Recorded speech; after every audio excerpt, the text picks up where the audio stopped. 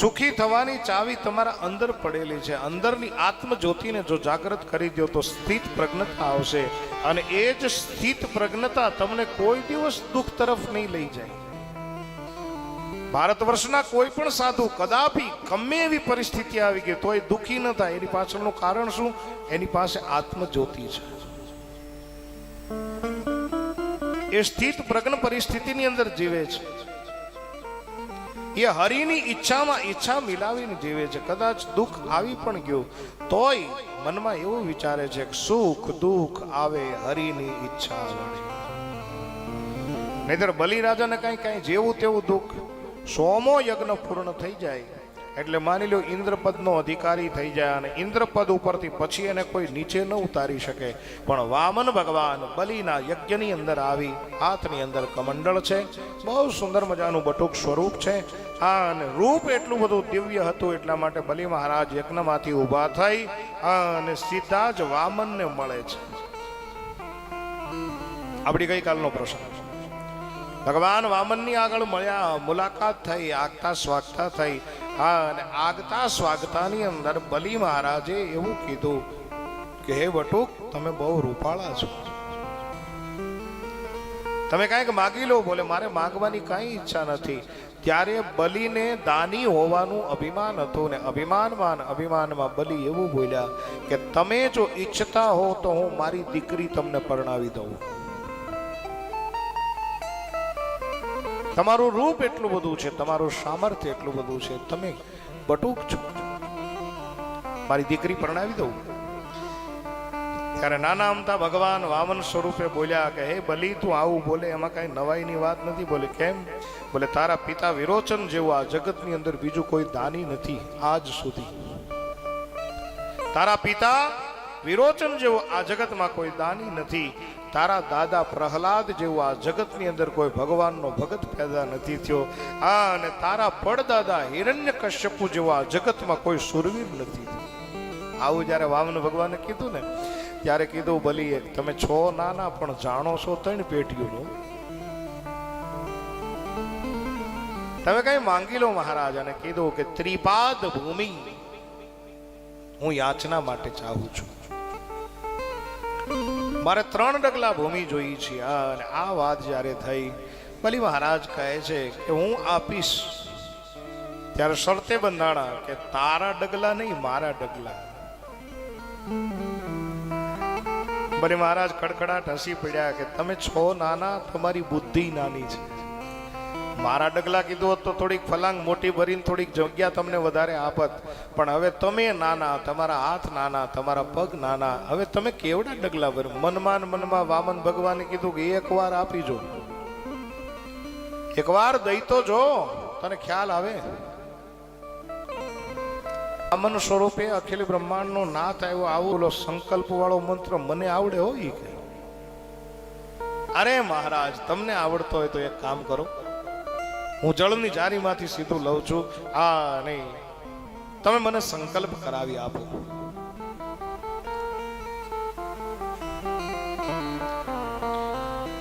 ભગવાન શુક્રાચાર્ય મહારાજની સામે જોવે, અને શુક્રાચાર્ય મહારાજે વિચાર કર્યો કે ગમે એમ થાય, બાકી આને 3 ડગલા ભૂમિ તો ન આપવા દઉં. શું કામ? શુક્રાચાર્ય ગુરુ છે, બલિ શિષ્ય છે, અને કોઈ પણ ગુરુ એના શિષ્યનું અકલ્યાણ થાય એ કોઈ દી નો ચાહતો હોય છે. આ વાત યાદ રાખ. કોઈ પણ સદગુરુ એના શિષ્યની અધોગતિ થઈ જાય, એનું અધઃ પતન થઈ જાય, એવું કોઈ દી નો ચાહતો. આ એના વેણ કડવા જરૂર હોય. જાશુ વચન રવિ કર નિકર, રામચરિત માનસ એવું કહે છે કે સદગુરુ મહારાજના વચન વખાણ કર્યા કરે એને ગુરુ નો કહેવાય. હા,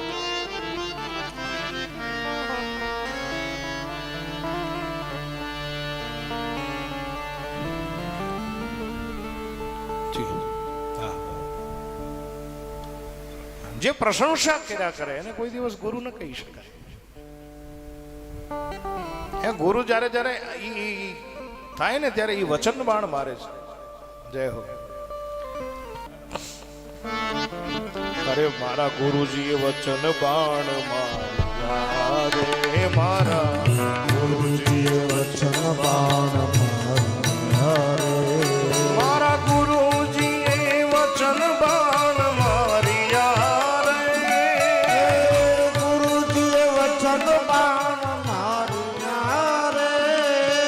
ગુરુજીએ વચન બાણ માર્યા રે. મારા ગુરુજીએ વચન બાણ માર્યા રે.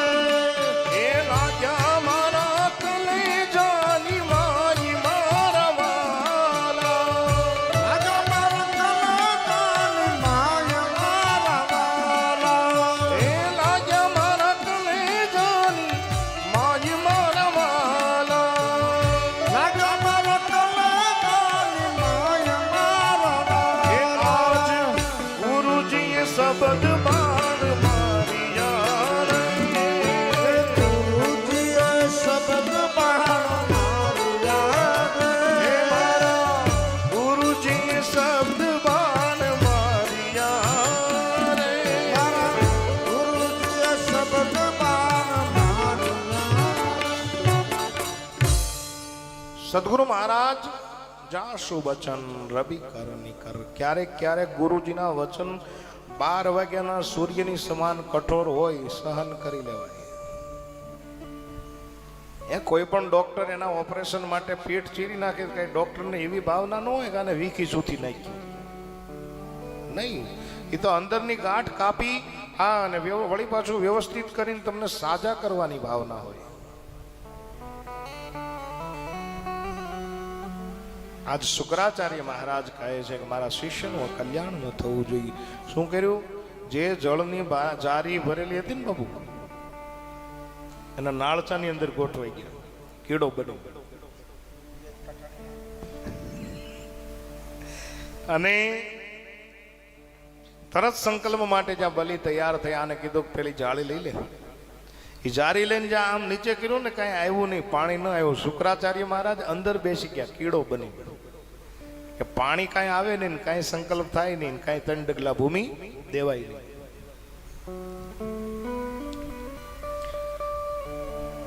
એ જળની જારીમાંથી જલ ન આવ્યું એટલે ભગવાન વામને ક્રાંતિ કરી છે.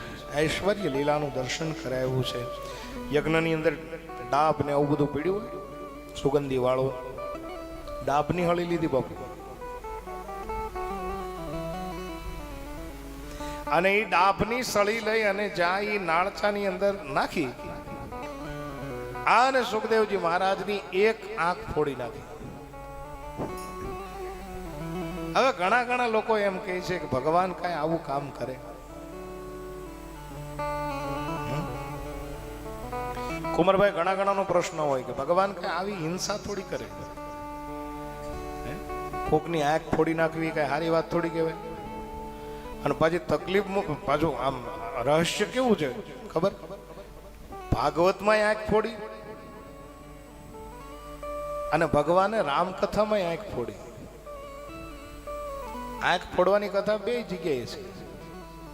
જો અત્યારે આપણે કથા આવી, વામન ભગવાને શુક્રાચાર્યની આંખ ફોડી નાખી. રામચરિત માનસની કથા હાલતી હોય ત્યારે એક કથા આવે, ઇન્દ્રનો દીકરો કાગડો બનીને આવ્યો, સીતાજીના ચરણની અંદર ચાંચ મારી બાબુ, અને ભગવાન રામે એક તણકલું ઉપાડીને સાહેબ બાણનો ઘા કર્યો, પણ એ તણકલું બ્રહ્માસ્ત્ર બની ગયું. 3 ભુવનમાં કાગડો દોડ્યો. અને પછી છેલ્લે નારદજી મળ્યા, સાધુ મળ્યા, અને સાધુએ સુઝાવ આપ્યો કે તું એક કામ કર, જેનો દ્રોહ કર્યો એના શરણે જા. કે દ્રોહ કોનો કર્યો છે? બોલે અમે રામનો દ્રોહ કર્યો છે. રામના ઉપર અમે શંકા કરી અને ભગવાન રામનું બાણ મારી પાછળ પડ્યું છે. ઇન્દ્રના દીકરાને નારદજીએ કીધું, સાધુ નારદે કીધું કે તે દ્રોહ કર્યો છે એની પાસે. આ જીવની તકલીફ મેરે ભાઈ બહેન એ છે કે આપણે દ્રોહ સગા સંબંધીનો કરીએ છીએ ને આપણે મંદિરે જઈને કહી કે હે ભગવાન અમારા બધા ગુના માફ કરી. એમ ન કરે. ગુના માફ ક્યારે થાય? બોલે તમે જેનો દ્રોહ કર્યો છે, તમારાથી જે ભૂલ થઈ છે, એ વ્યક્તિની પાસે જઈ અને કહો. કહેવાનું ખાલી સોરી જ હોય, બહુ ટૂંકો શબ્દ છે.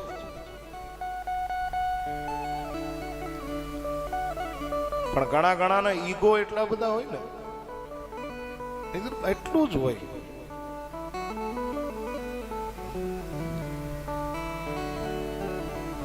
આય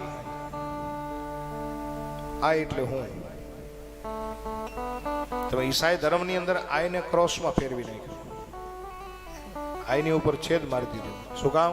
હું કાંઈ નથી, જે કાંઈ છે એ ગોડ છે, પરમાત્મા છે. બસ કથા સાંભળી અને જો એટલું શીખી જાય ને તો ઘણી ઘણી સુધારો થઈ ગઈ છે. તો આંખ ફોડવાની વિધિ બે જગ્યાએ. પછી તો નારદજીએ સુજાવ આપ્યો અને કીધું તું જા રામ પાસે જા, સીતાજીના ચરણની અંદર ચાંચ મારી સીતાજીને એમ કયો કે માફ કરી દો. સીતાજી અખિલ બ્રહ્માંડની માલકીન છે, એ તને માફ કરી, એ બહુ દયાળુ છે. અને કાકા એ ઉડતો ઉડતો આવ્યો, પણ એને એક કામ બહુ સારું કર્યું. સીધો સીતાજીના ખોળામાં પીડ્યો, અને જે ખોળામાં પડી જાય એ દીકરો બની જાય. અને દીકરાને પછી દંડિત ન કરી શકાય. દીકરો પછી ગમે એટલા ધમ પછાડા કરે, દીકરાને તમે કઈ કરી ન શકો. હવે દીકરો બની અને ખોળામાં પડ્યો એટલે ભગવાને સીતાજી તરત લઈ અને ભગવાનને સોંપ્યો ને કીધું લો મહારાજ, આજે મને ચાંચ મારી ગયો તો ને ઈ જ છે. અને પછી શું કર્યું ભગવાને? એક તણકલું લઈ અને જયંતને આમ જમાર્યું એટલે એકાંક્ષી કરી દીધો. આ બે જગ્યાએ કથા આવે છે, પણ આ કથાનો આધ્યાત્મિક અર્થ મેરે ભાઈ બહેન એ થાય છે કે રામ અને આ બાજુ વામન. પહેલી બાજુ રામ કથાની અંદર રામ ઇન્દ્રના દીકરાને જયંતને એવું સમજાવે છે, અને આ ભાગવત કથાની અંદર બલિ મહારાજના સદગુરુ મહારાજ શુક્રાચાર્ય મહારાજને વામન ભગવાન એવું સમજાવે છે કે હે શુક્રાચાર્ય, આ જગતને એક દ્રષ્ટિથી જોતા શીખી જાઓ. એ કાંઈક ફોડી નાખવી એટલે કઈ ભગવાન આવી હિંસા ન કરે, કાંઈ આમ ફળી મારીને ફોડી ન નાખે, પણ એવો સુજાવ આપ્યો કે તું એક દ્રષ્ટિથી જોતા શીખી જા. આ જગત જો એક દ્રષ્ટિથી જોતા શીખી જઈશ તો ક્યાંય દુખી નહીં થાય, ક્યાંય હેરાન નહીં થાય, ક્યાંય પરેશાન નહીં થાય. પણ શુક્રાચાર્ય મહારાજને એકાંક્ષી બનાવ્યા છે. અને આ બાજુ સંકલ્પ કરાવ્યો. સંકલ્પ કરાવ્યા પછી કીધું કે હે બલિ, હવે હું મારા 3 ડગલા ભરું. બોલે હા. અને ભગવાન વામન માંથી સીધા જ વિરાટ બન્યા. પણ કેવું? પદ પાતાલ શીશ અજધામાં. પગ ભગવાનના પાતાળની અંદર છે, અને મસ્તક છે એ સત્યલોક સુધી છે. બલિ મહારાજ બધું જોતો રહ્યો. અને આજુબાજુમાં રહેલા તમામ લોકોએ જય જયકાર કર્યો છે. બોલ્ય વિરાટ નારાયણ ભગવાન કી જય. અને ભગવાને પ્રથમ ડગલાની અંદર સમગ્ર પૃથ્વીને માપી લીધી છે. ભગવાને બીજા ડગલાની અંદર બ્રહ્મલોકને માપી લીધો છે. ભગવાનનો શ્રી ચરણ બ્રહ્મલોકની અંદર ગયો ને, બ્રહ્માજીને ખબર પડી ગઈ કે આ તો મારા નાથનો ચરણ છે, આ તો મારા નાથનો પગ છે. અને એને આપણે ધોઈ લેવો જોઈએ. બ્રહ્માજીએ કમંડળમાંથી જે જળ નાખી અને ભગવાનના શ્રી ચરણને ધોયો, અને ઈ જે આવ્યું ઈ આપણી માં ગંગા થઈ છે. મારા બા બોલીએ ગંગા મૈયા.